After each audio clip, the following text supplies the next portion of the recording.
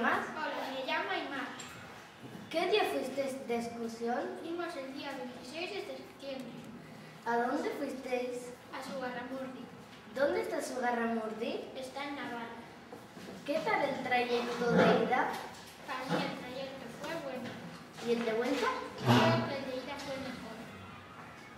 ¿Cuánta gente fue? 45 alumnos y 3 profesores. ¿Cuánta gente se mareó? En el de ida se mareó una persona y en el de vuelta 3 personas. ¿Vomitó alguien? Sí. En el de ida vomitó una persona y en el de vuelta 3. Grabando.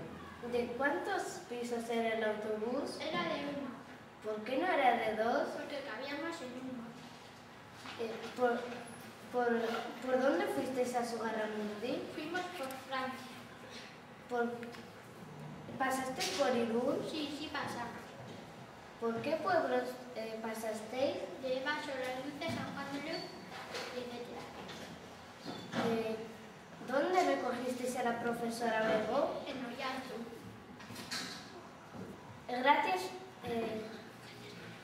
Gracias por ver nuestro programa.